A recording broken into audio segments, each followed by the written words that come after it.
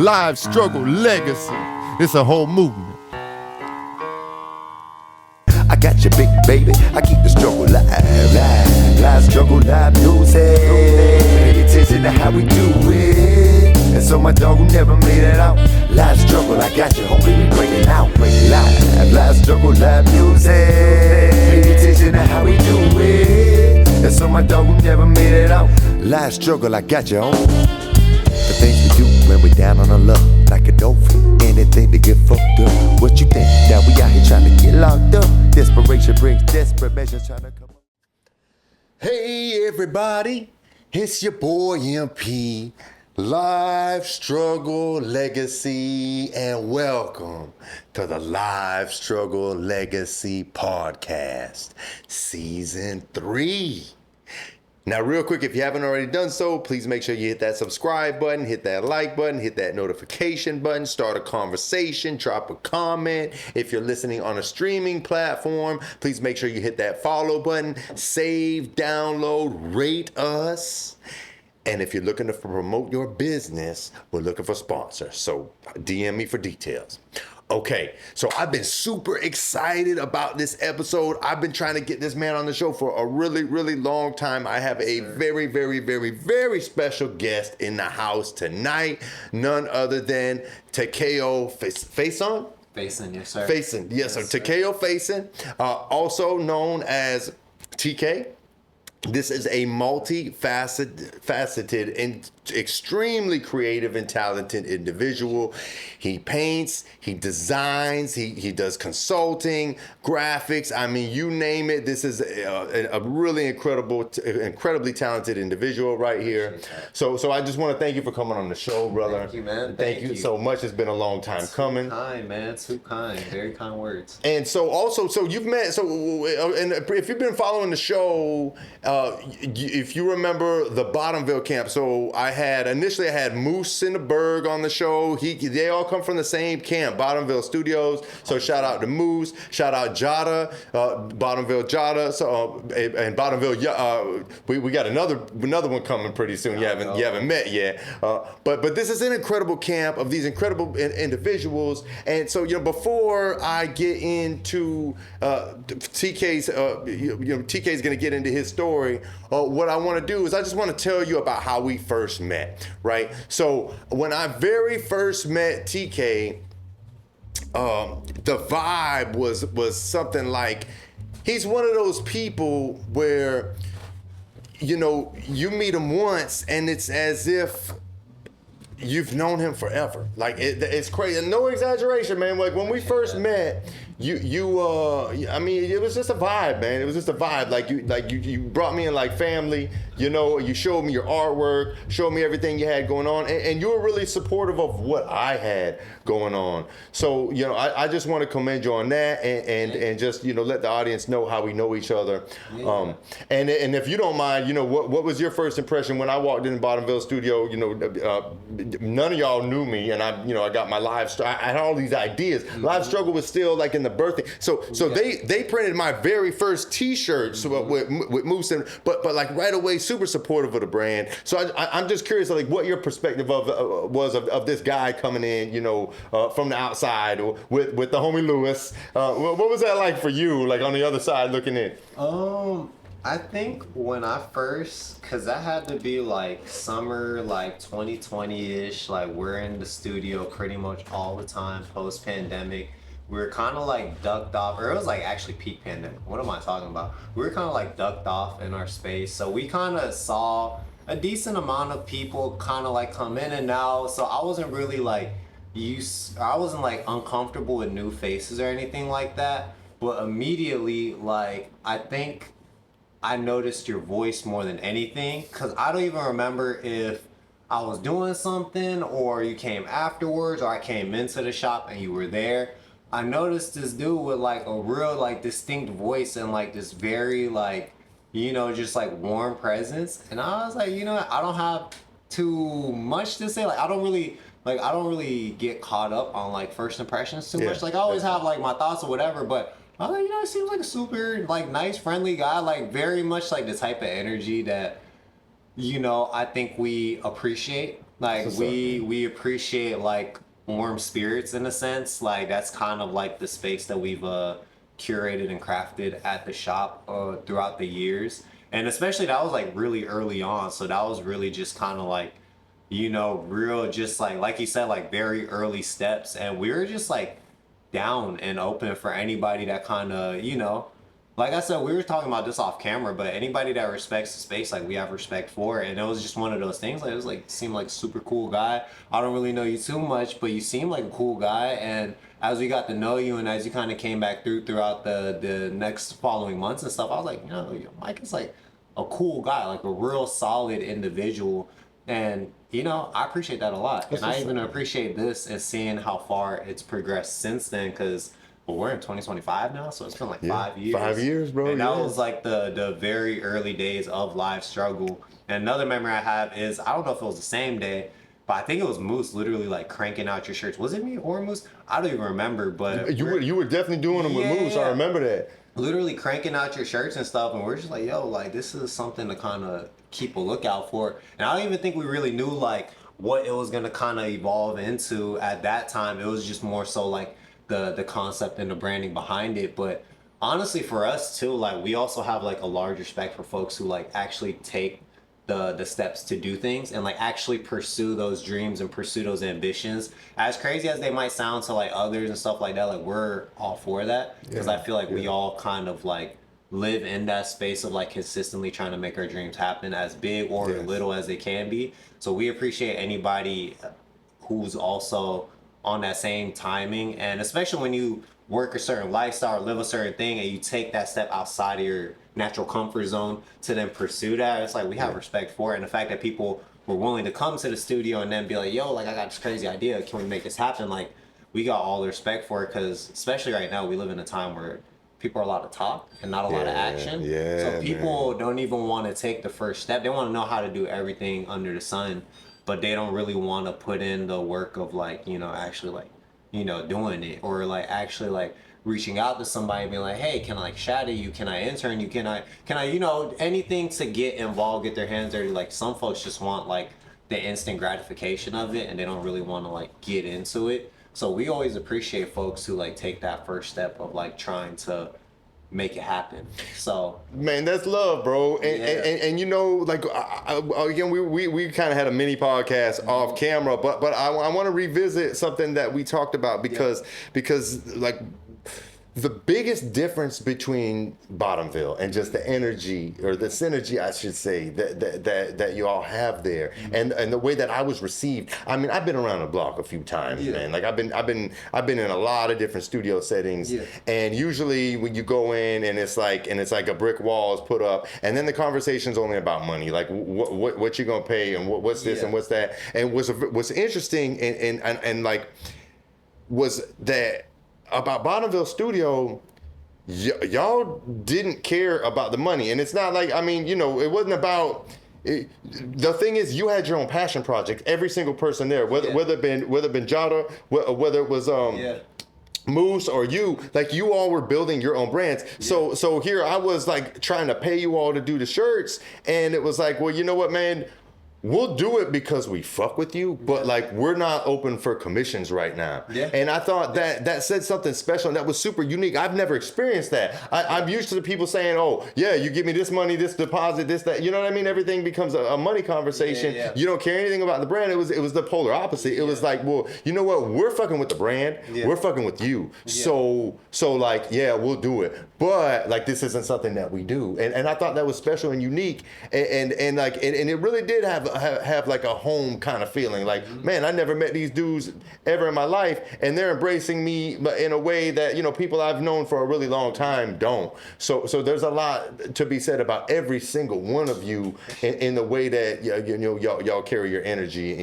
within your space. So I appreciate that. It's definitely more of like a art and craft first type of, I won't even say a project at this point, because now we've been at the space for about 5 going on to 6 years in January. So it's like, it's not even like this like pet project or anything like that, but it's always been, the craft first. And then, of course, as you get older, as you've been in the space longer, you got bills to pay, you got to keep the lights on, all that stuff. So you do have to have those considerations, but ultimately we are craft and artist driven first ourselves. First and foremost, like we are artists and we do live this, and all artists of like different skill sets and different, talents, but we pride ourselves on the craft and the process first. And we kind of feel like everything else kind of falls into place, especially when you do it from a very honest place. Like there's not really too much to us, and that's what might surprise some folks. That's like kind of blows their mind. It's like, nah, like we really like, we go to the studio, we clock in, we clock out. Like we might fuck around, we might mess around, but we make shit happen. We consistently try to better ourselves. We try to be better than we were the day before. We try to learn new things. We try to apply that to what we did previously. We try to evolve on what we did in the past. Like that's just been like, and even then it was early on, but now that's just kind of become like kind of just like part of our, I guess, creative identity. And we always try to stand on that. So that's why we're always like open and welcome to anybody else who's also, chasing their ambitions in that same type of way, where it's like craft first, and then, if this goes well, we'll figure out how to pay for it afterwards. And typically with good intention, it usually does seem to figure itself out. Yeah, absolutely. We're realistic, so we all got jobs and shit. So it's not like we're just out here fucking off, just doing people shit just for free, just for shits and giggles. Like, nah, like we keep the bills paid, and then when things kind of incline us, we try to look out and support the folks that support us. So that's always kind of been like first and foremost. That's what's up, man. That's what's up, man. So okay, I really want. I mean, personally, and I know my audience does. Like, we're really into stories, and in this podcast, it's really about celebrating people and their passions, right? So who is Takeo? Tell us your life struggle. I mean, as far as you want to get into it. I mean, however superficial or deep you want to go, man. Like you, it's on you. You got these cameras, you got these microphones, you got this audience, and these people are really tapped in right now. So man, tell us about yourself, bro. I am really at the core of it just the guy that really likes art. I like fashion. I like all these different things. And it's all like, it's not really super ambitious in a sense. For me, it was always kind of like necessity.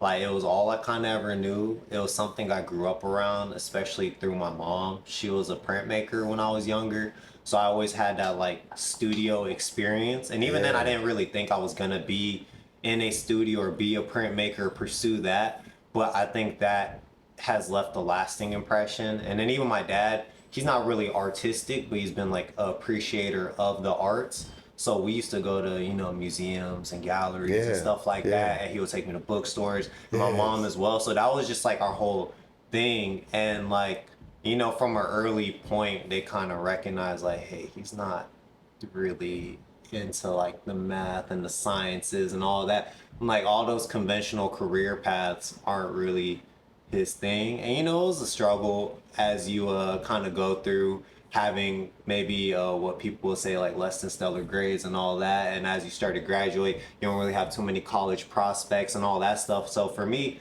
it wasn't really like this thing of like, oh, I want to be an artist. Like I'm not gonna be your accountant. I'm not gonna be your lawyer. I'm not gonna be your doctor. I don't got that dog in me. Yeah. Everybody kind of knows that it is what it is. I was just like the artsy fartsy kid in the family. Like that was just my thing. Like and that, thankfully my family and my parents were very much like, for the most part, pretty supportive of it. And they always kind of instilled in me like, I might not know what I'm gonna do, but they trust in me enough that I'm gonna figure something out.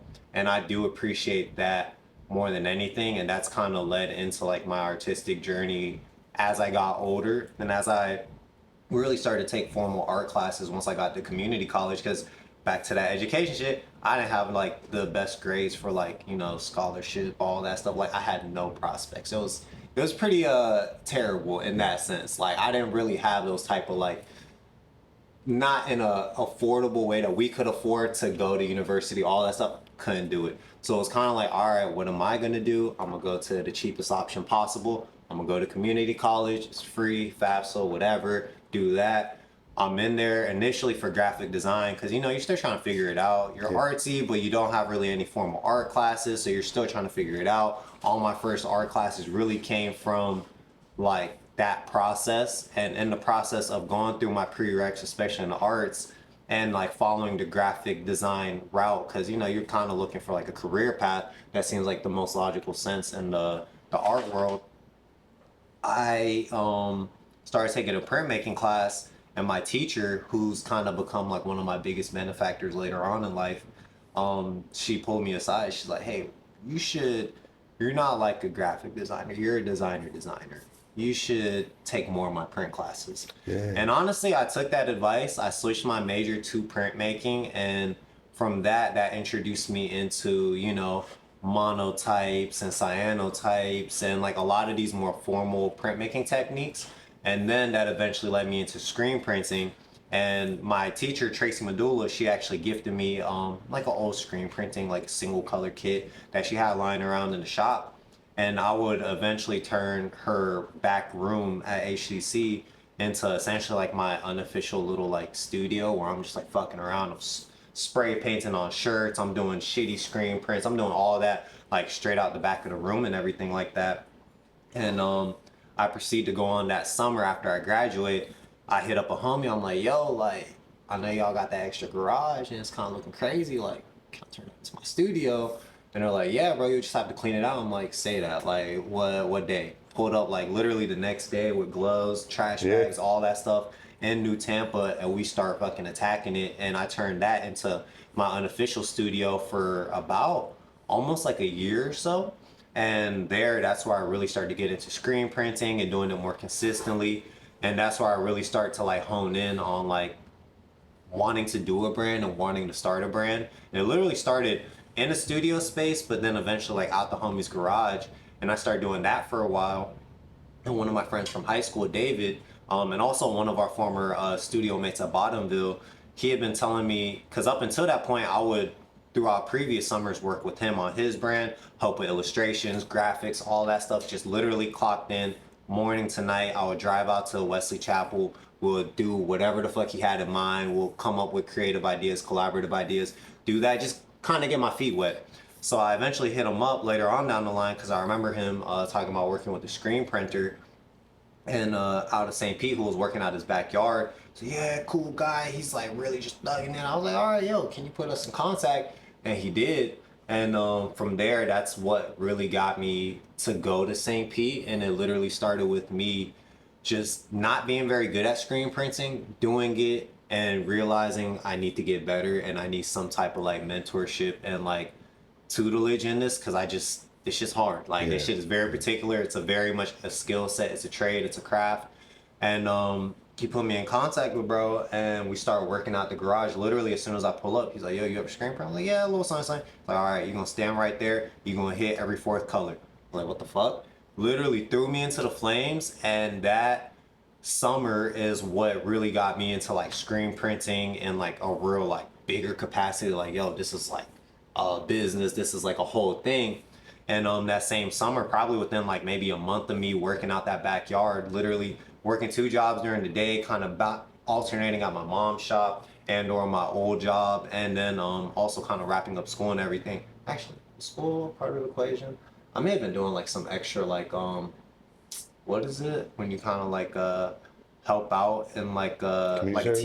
Oh yeah, essentially, yeah. I was doing like some additional like TA stuff like that. But essentially, I was bouncing that, going to St. Pete to work, and the guy who was teaching me how to screen print, he was working with Jada as his business partner. Okay. And they went down and had plans to, you know, open up a warehouse spot. And that warehouse spot would eventually become BTMVLE Studios. That's what's up. And okay, so you were a part of it before it was even BTMVLE. yeah, literally, Okay, I yeah. was working out that backyard. And that's how you plugged with Jada. Okay. Literally, they're like, yo, we're going to start working out the backyard, or we're going to start working out this garage. You trying to pull up with me? Like, out the storage spot? Like, yeah, sure, whatever. And the guy I was working with, he didn't have a car, so I was like the wheels and stuff.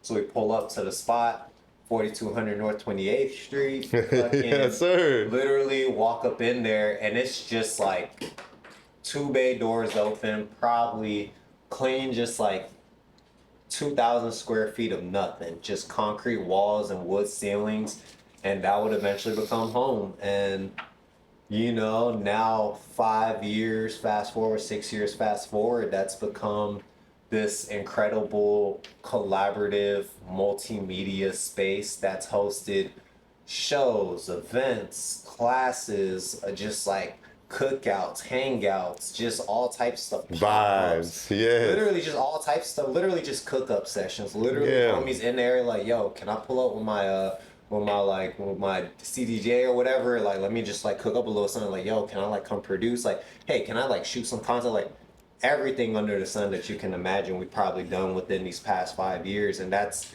throughout that process, that's kind of opened up my mind and my skill set to, you know, picking up graphic design over time, just to, you know, make my own graphics and, you know, kind of some type of like photography background just from like working with photographers and even getting my modeling on and all these different things. Like, all that just kind of came from that space. And even, you know, getting into like jewelry through Moose or like, you know, essentially setting up our own photo studio, like all these crazy things all underneath that ceiling. And that is, you know, Bottomville, 5 years strong, going on 6 years in January.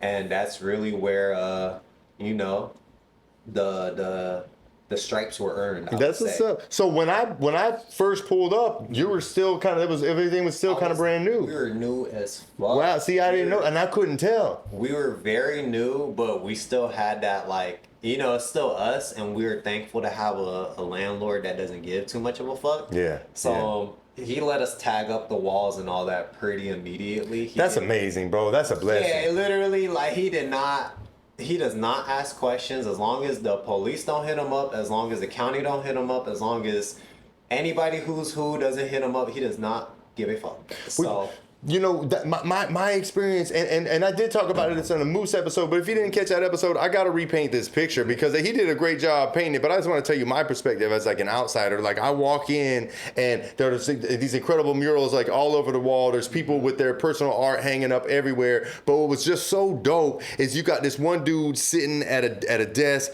with headphones on. He's making a beat, right? Yep. And then you got Jada over here. He's running his embroidery machine. Yep. And then you got TK over here and he's building his own brand, COWBOY, right? And then Moose at the time was building Baklava, what was it? Yeah, the Baklava Boys, right? So you had a room full of people and everybody just grinding on their own thing, and the synergy was just amazing. I mean, amazing. Like honestly, like for me, it's something that I had never been a part of, but always wanted to be a part of my whole life, you know, because like it was a little different when I was coming up, man. Like what you were talking about, a whole lot of talk, not a whole lot of doing, and more about like picking each other apart, not lifting each other up. And that's what was so beautiful for me coming from the city of St. Pete, because you know, I'm not a native, but my mom was, and so like I've been here since I was a baby, and since I was born, coming here all the time, and we always thought of St. Pete like as like a kind of like crabs in a bucket.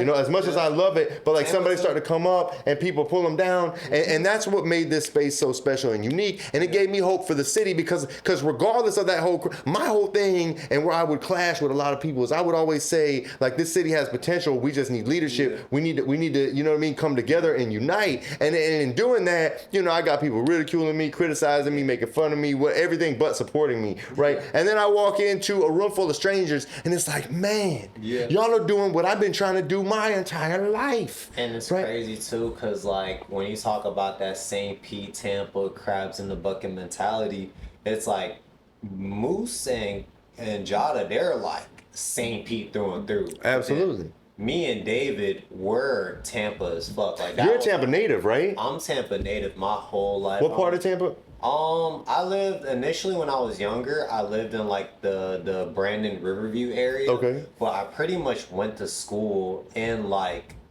the Hillsborough area, like that whole just like Tampa Heights, like that whole. Where'd you go to school? I went to Williams for middle school off of Hillsborough, and then I went to Tech off of Orient Road. So literally in like the heart of the city. Yeah. But then even as I was like younger, getting into like the hip hop scene, like we really used to go to like all these different spots around like Sulphur Springs and then Ybor. All these I used to hang in the shows. Springs a little bit. You know, like, you know how it gets down. Yeah. They used to have this spot called Chiefers, and we used to hang out over there. And that's like, Tampa is really where we like got like our just experience as like, you know, I think young teens and everything, kind of going through adolescence and all that, rolling with different crews and friends and all this, that, and the third. Like, Tampa is really what like really made me who I am, but St. Pete is what I think kind of like refined me over time.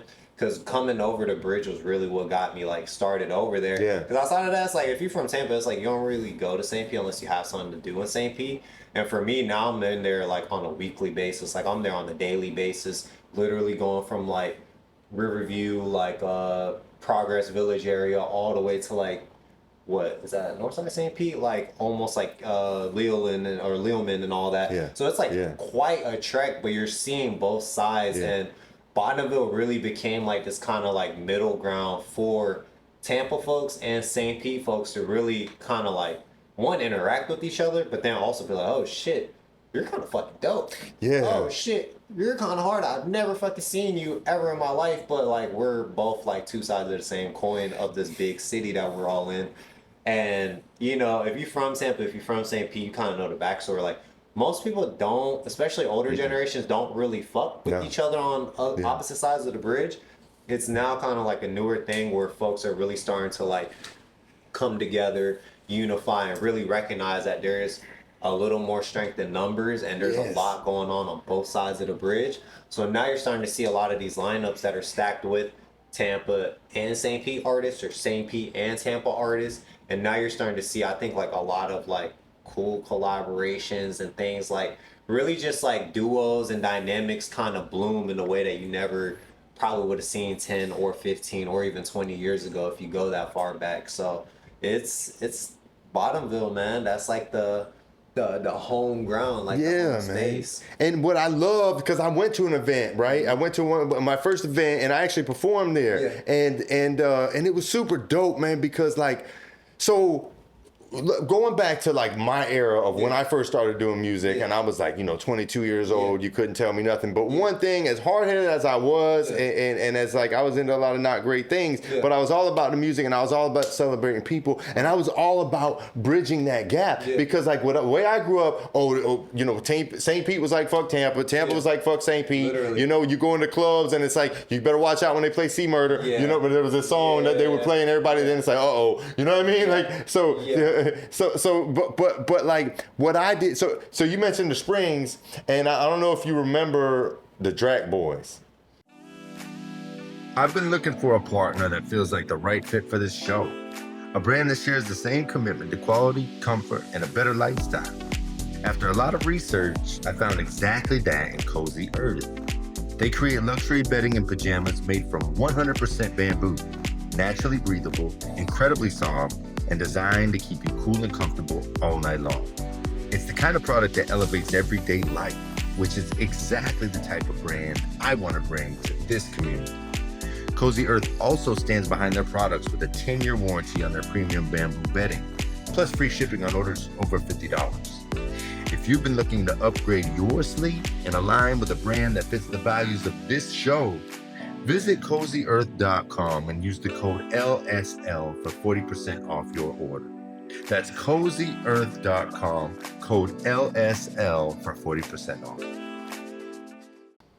Lord Drac, G Money. Shout out Lord Drac and G Money. I haven't heard anything from them in a while. I hope them boys doing all right. That's a little bit before my time. Because I really came into the mix around like maybe 2015, 2016. Okay. So I'm definitely like, I come off as older than I am, especially nowadays, because there's like a lot of new like younger cats coming up behind us, but I'm like baby OG. So there's certain things I'm like, but you're like an old soul. Like you definitely got wisdom, right? And no doubt about it. I appreciate that. But the point I wanted to make. So back then, bro, I had everybody in my ear. All the big dogs, all the OGs are in my ear, telling me how to do my event. And that's where my stubbornness kind of is my blessing in a way, because I did a car show at Club Manila. I don't even know what it's called now, but it's called Club. It was like right across the tracks, right outside of Ybor. You know what I mean? In the hood, it was like the hood club. People get shot all the time, right? But like that's the only place I could get an in at, right? And it was a great event. So, but what I did, my thing was, okay, Tampa don't fuck with St. Pete. St. Pete don't fuck with Tampa. The Clearwater not fucking with them. Braden, like everybody, it's like, man, who's gonna bring the Bay together, right? Yeah. So I brought an artist who at the time was Blood Raw, who was like real popular at the time. He was like on Jeezy's label, and my thing was, okay, I'm gonna find who's popping in Tampa. I'm gonna find who's popping in Clearwater. I'm gonna find who's popping in Bradenton, right? And at the time in Clearwater it was the Hula G's. Shout out to Hula G's. In Tampa, it was a lot of people popping. It was, of course, it was Tom G. We had Tom G. And then there was a shout out Bruno. I wonder what he's up to these days, but it was House of Hits, and he had so we had them out of Tampa, and then of course the Drac Boys. The Drac Boys are really doing their thing, right? Lord Drac, G Styles, they were really doing their thing back in the day. And then in Bradenton it was Chill. They call him the $1 Million Man, right? And of course in St. Pete was all the homies. The Luciano, who I used to look up to like growing up. Shout out Luciano, Lucci Boys, Trill Thugs, and then who else in St. Pete? Shout out T.O. Shout out Young Cash. These were the homies that we had. So, but my whole thing was I gave everybody flyers. I said, man, promoting your city, man, we're gonna show up, bro. We're gonna show up. We're gonna all put on. We're gonna all do it together. Bring the Chevys. That was a car show concert, right? And so like that was my way of bringing people together, and it worked. It worked. There was only one event, and then I ended up getting caught up. I went away, right? But it was a success. That event was. I didn't make any money, but it wasn't about the money. It was about doing what we love together, throwing a party, celebrating the music, celebrating the talent, celebrating each other, and then it wasn't no fuck Tampa, it wasn't no fuck St. Pete, it wasn't none of that. It was everybody was together, and that was a super rare thing. And to be real, I had not seen that until I went to that event at BTMVLE Studios, man. Like I was getting the chill bumps because I see every artist coming on, and then you could even see where like maybe there was a little bit of that but then they got here and everybody was like, wow, you know what I mean? Like we're all together like one big family across the bridge. It don't even matter which side of the bridge we're on. We're celebrating each other. We're celebrating our talents. We're celebrating the culture. It was such a beautiful thing, man. It was such a beautiful event, right? And I always look forward to those events, man. So I just want to give y'all your flowers, everybody from the BTMVLE camp, right? But what I really want to get into right now is your brand, man. I want you to. So real quick, I want to know before you get into your brand, which I think is super dope, super dope. Did you have any? Well, you talked about some mentors. Like, what were your biggest inspirations? I know Mom Dukes, so shout out Mom Dukes, and so but like, what were your biggest like influences, and not even necessarily in design, just in general, man, that inspires you, that really made you want to cook and like create. I will say it's kind of twofold, because specifically what really inspired the brand, or just like the drive to do it, is I had two very impactful trips to Paris and Tokyo, relatively quickly back to back in like 2018. So those two experiences, I've been back to Japan quite a few times because my mom is Japanese, so I'm half Japanese, and all her family lives in Japan. Like they're Japanese through and through, like that's all in the same house. Grew up with a lot of like, it was a very Japanese household, only spoke Japanese, like literally Japanese as a You speak Japanese? Mm-hmm. That's what's up, like fluently. Bro, I had no idea. That's what's up, man. So that's like one of those secret, like, little tricks I keep in the back pocket. But that experience of going to Japan, that particular time, and then Paris, two very fashionable cities, really had me inspired. I was like, yo, like I need to do my own shit. Like I'm trying to really like get this style shit up. Like that was just one of those things that put that battery in my back. But then on like a design level, I was really starting to like dive into, just like a lot of, Japanese and European designers and even American designers, and just really getting into like the history and the backstory of like fashion and art and all these popular cultures and stuff of that nature. And one of the biggest influences initially was of course Nigo, who is the founder of A Bathing Ape, and Pharrell, who is also Pharrell, like the guy, producer, Louis Vuitton, man, all that stuff. All those fly guys of that generation really inspired me initially.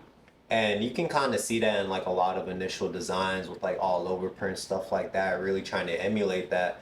But then as I started to kind of progress in that, I started to get a little more obscure, not even obscure, but maybe obscure. But you know, you start to see like the Hiroshi Fujiwaras pop up and the Jun Takahashis and the Alexander McQueens and the Margellas and all these different people like really starting to like take influence on like my process and even like how I approach it. So all those things over time became like a lot of like the backbone of like the design philosophy, not necessarily the design philosophy, but the inspiration.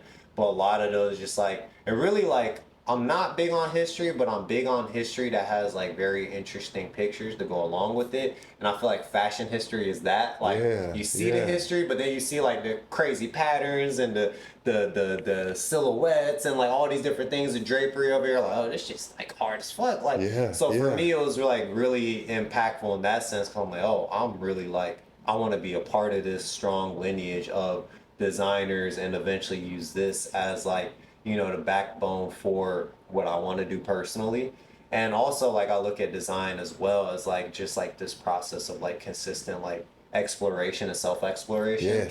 Especially a lot of my favorite designers, you see where they started and where they ended up at and how different it was. And like I've always kind of appreciated that part in that journey as well. So it all just kind of like bled into like this like kaleidoscopic tapestry of, you know, influences and things that I appreciate. So that's like the long-winded answer of the where and also like the who's. No, I love that. That's super dope, bro. Like, I mean, I wasn't expecting that. That was like,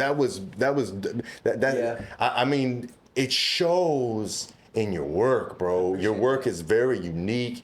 I mean, it's so that is that some of the inspiration behind Cowboy? That's by like Takeo? that's like the technical, I would say, inspiration. Initially, like, you know, all the things, because now I also started Cowboy when I was like 21. So now being 27, I feel a little bit like certain influences and stuff like that. Like initially it was influenced by Cowboy Bebop. And now since then, you know, we got the live action, all these different things. And I don't think they did the biggest service to the brand and the IP and everything. But I've always appreciated this anime and like how long lasting it's been and how much of, in a sense, it was for a long time a cult classic because it didn't do well in Japan. It took off over here in the States through Adult Swim, stuff like that. And you know, this show that has like this crazy anime, or I won't say crazy animation, it's smooth. It's solid animation, hand drawn, great voice acting in Japanese and English, very endearing characters, very just like precise music selection, just very tasteful, small, solid body of work. And I've always appreciated those intangible qualities of it. So when I started my practice, I was like, yo, like I want my shit to be like long lasting like Cowboy Bebop. So that's where the cowboy aspect. And that's animes. Forgive me, I don't know much about. But it's super dope because you're gonna make me go do my homework, bro. You're gonna make me go look. Yeah. It's one of those ones to watch because it's very much like, especially if you like, you know, just solid. I think it's one of those things that's like solid media. Outside of it transcends its genre and the type that it is. It's just a good body of work to watch because you see, it's also like a time capsule of the time and everything like that.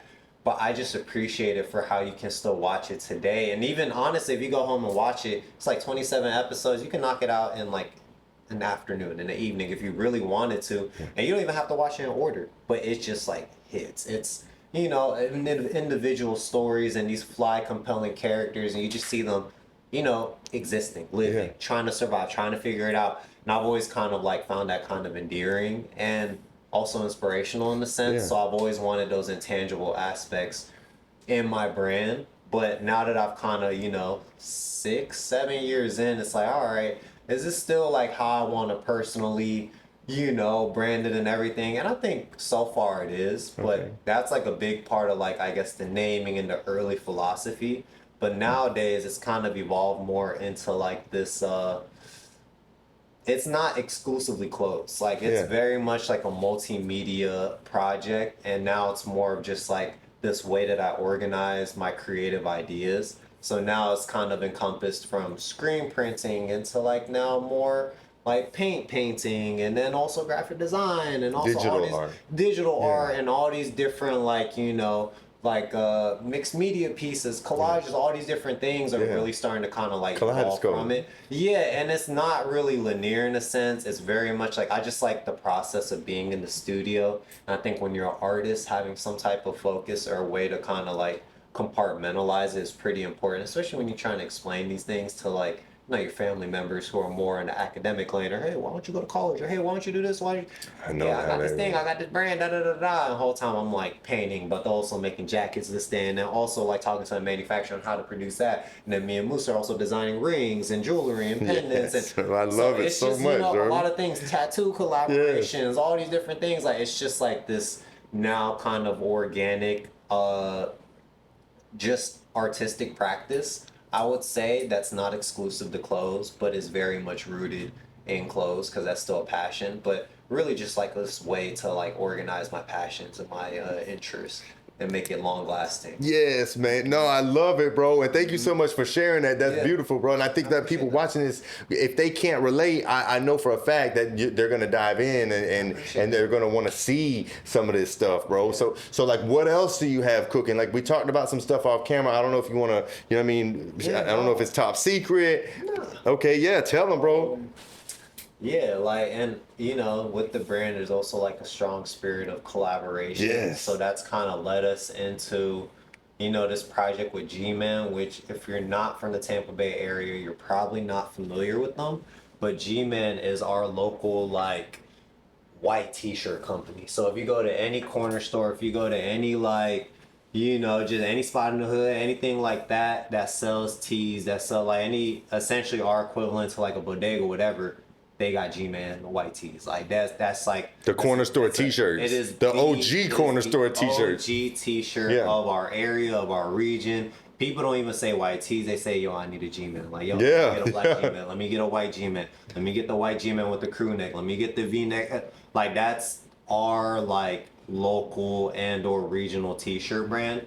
And they're based in Tampa, like through and through. They're based in Tampa. Their first wholesale account was in St. Pete. Like they're a Tampa I remember brand. He would go store to store. Store to store. That's literally how they got the name G-Man, because it started from like Boss Man, and then Boss Man became G-Man. Hey, yo, Boss Man, let me get like a whole case of that. Let me get it. And that's how it essentially started. But these dudes are literally like stationed right behind my high school my whole life. Like I didn't even realize this when I was there, but I had a friend and one of our collaborative partners. They were working with G-Man, and they kind of looped me into the project. And G-Man's now in this place where they want to start to expand their online presence, their social media presence, stuff of that nature, and really just kind of like tap in to the city and see what's going on like a ground level and like a creative level, and not just like, you know, corner store t-shirt level. Like they're really trying to expand out. So that's where I got kind of brought in to help craft and or curate, you know, this concise body. It started off pretty ambitious. Like it was like a whole thing. I had boxers, socks, hats, backpacks, shorts, cargos, tees. Oh, G-Man. But your design. Literally, I'm cooking up, I'm drawing all this shit, like literally like a whole bunch of ideas. And throughout this process, it's kind of distilled into the most focused and I think presentable, products of that process. But we have a collaboration coming up with my brand COWBOY. And that, I don't think we have like a tentative release date, but that's been like our most recent, or my most recent like passion collaborative project. And you know, it's an honor to work with like a brand that has that type of, especially for me being as like Tampa based as I am, it's definitely like one of those things where it's like, it's a crazy look. It's a crazy look. Because G-Man's everywhere now. Yo, G-Man is synonymous. Like G-Man is like, it's not uncommon for folks to wear, in Tampa specifically and St. Pete, a new G-Man every tee. Like you literally go to the corner store, you rip it out of the pack, you get a new tee every day. Like every day, that's a dope boy. Like bro, when we were in the streets, we go through the drive-through store, let me get the G-Man. Let me get the G-Man. Like it is like part of like the uniform, the fabric of this space, this area, this region. So to be able to, you know, be trusted enough with the brand to do something as cool as this is definitely an honor. But that's like the upcoming project. So now it's been distilled down to tees, shorts, and then a few other one-offs that we're gonna release at limited pop-ups. So we're gonna have like our web release that's gonna have like standard colorways, black, white, monochromatic. Then in pop-up, we're gonna have like a lot of like, you know, unique and or sample colorways that just don't really make sense for the web presence, but I think will be really cool in the face-to-face retail experience. So that's the upcoming months, give or take. I think we're shooting for like October, November. Okay. So yeah, we got some pop-ups lined up. We got the web drop, all that stuff lined up. So stay tuned. And didn't you come up with like a special name for this as well, in addition? Like gentlemen. Yeah. That was kind of like, and that was another thing with like, that came from the fact that the G and G-Man is kind of like ambiguous. It's like Weezy F baby, what does the F stand for? It can stand for anything. It was kind of like that type of thing. So for me, it was kind of figuring out like what can that G stand for, and for me, I was like, gentleman's pretty cool. It rolls off the tongue. It looks good typographically. Like it looks good in like on a tee, all that. And I think even the branding of it is pretty cool as well. So that's kind of what we settled on for the name. From a G-Man to a cowboy is like the tentative name for like the project as a whole. But the pieces are centered around like this idea of like gentleman and being a gentleman, and the G and G-Man potentially standing for gentleman. It can stand for gangster man. It can stand for anything. Good man. Anything. I love that. I love that, bro. Yeah. We kind of settled on gentleman. So tentative. Keeping that high moral standard and code of ethics, and you know what I mean. Yeah, and we try. We're not perfect. We just some cool guys, some fellas, some gentlemen. You know, some cool gentlemen. Gentlemen. We try. So man. One of those things, but yeah, that's probably like the most prevalent project that we have on the docket. And then in general, we're just kind of, now that we're running into like the 6th, 7th year of Cowboy, I'm really bad because like a lot of this is very fluid for me. So like the day I started Cowboy was not like this definitive day. It was just kind of like a general progression throughout like the summer, and that summer was like summer 2019. So give or take 6 to 7 years, but I'm working on like the web revamp and everything like that. Just really bringing it into the new, I think era and everything. So that's really been like what I've been working on. And then painting, of course, just staying consistent with the painting. That's what's up. And when you say painting, like you're doing actual... I be painting, man. I be painting. You take commissions and... I stretch canvases. I do the whole thing, prime, staple that shit myself. I also work in because doing this and being a artist, you typically, it's very hard to consistently do what you do without some type of like stable income, and the arts aren't always a stable income.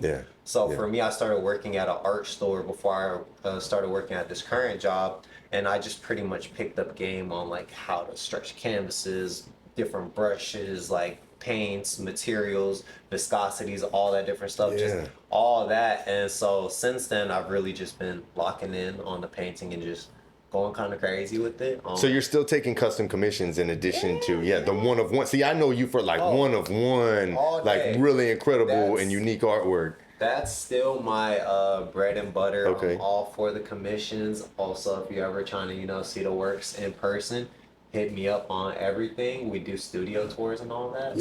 So we have a pretty hefty backlog of just pieces I've been working on.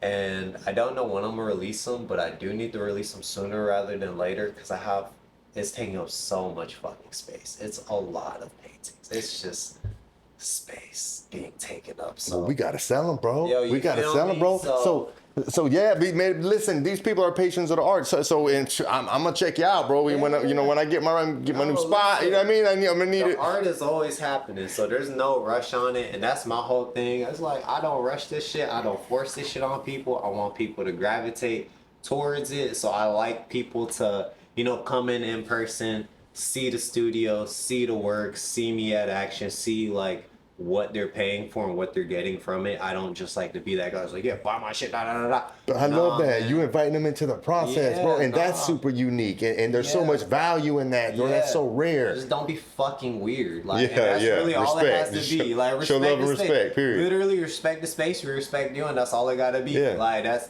as long as you follow those, like, golden rules, you're welcome to bottom build. And don't be fucking weird. Yeah, that's all right. I it- love all it. Don't it be is. fucking weird. Don't be And that's fucking it. weird. Like, literally, we welcome all. We are down for whatever. Just don't be a fucking weirdo. So- And you'll be straight. Yeah, damn right. Damn right. I'm so. Well, we don't need no weird energy. It's enough weird energy in the world. We need love and respect. Right? Yeah. We gotta protect the good energy. That's right. And everything ain't for everybody. So if you're gonna bring the weird energy, bring it somewhere else. Yo, take it that way. That's right. That's right. So you talked about web, right? So do you have a website up where people can check out? It's not up right now, Okay. but it's currently in progress. It's same. But the IG is that where? Yeah. Okay. My bad. I didn't mean to interrupt No, you. you're good. You're good. It's Cowboy by Takeo on everything. So that's the Instagram, that's the Twitter, that's the website.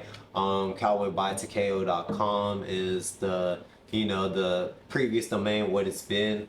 But yeah, that's really it. Like, those are social. That's where you can find most of my stuff. And also hit me up on like IG if you're ever curious about anything. My ad name is now Takeo.Faison, so Takeo.Faison. I had to change it. I was formerly known as Blackie Chan for a number of years, but working in retail and trying to share your information, it gets really exhausting when people are like, "Oh, Blackie Chan, that's so funny." It's like, it's not that funny. Stop laughing. It's not that funny.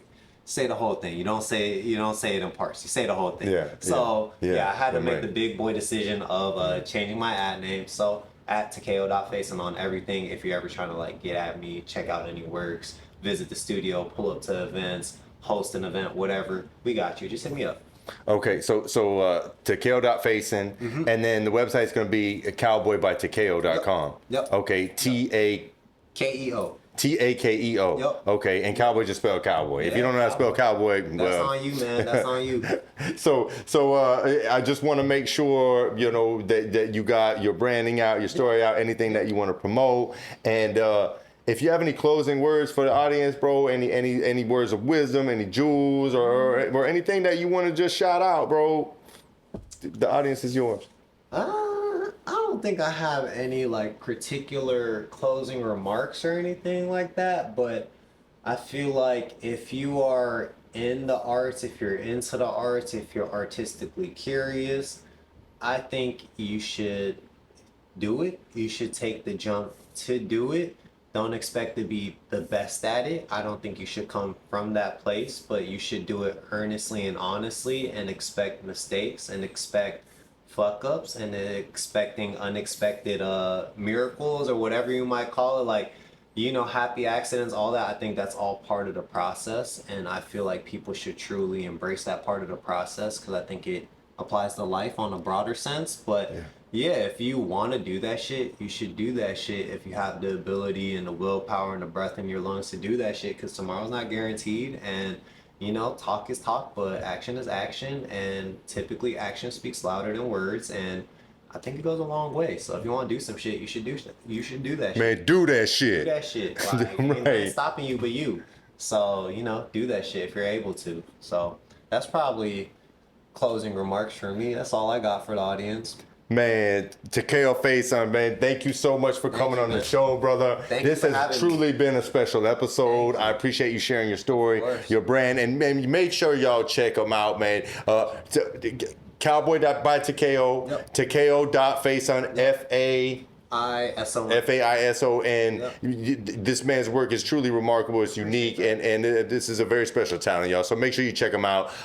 Thanks again, brother. I appreciate you so much. Thank you for having me. Thank you. And so thank y'all for tuning in, man. It's Live Struggle Legacy. If you haven't already done so, please make sure you hit the subscribe button, the like button, the notification button, start a conversation. If you got some questions for Takeo, drop them in the comment section. We'll get back at it, right? Make sure you check them out. If you're listening on a streaming platform, please follow, download, rate us. And if you're looking to promote your business, holla at me. We're looking for sponsors. It's Live Struggle Legacy. We building pyramids. I don't know about y'all, but when I'm looking for a new product or service, I go to my friends first. That's exactly what you get with Two Friends Home Inspection, where your home is their priority. Whether you're buying, selling, or just want to know the true condition of your home, B and Lee at Two Friends Home Inspections have you covered. They're a two-person team, which means greater accuracy, attention to detail, and top-notch service every single time. You'll get prompt, friendly support and clear, easy-to-understand reports that help you make confident decisions about your home. They proudly serve Pinellas and surrounding counties, and you can reach them directly at twofriendshomeinspections.com. That's twofriendshomeinspections.com. Tell them the Live Struggle Legacy podcast sent you. Live Struggle Legacy. It's a whole movement.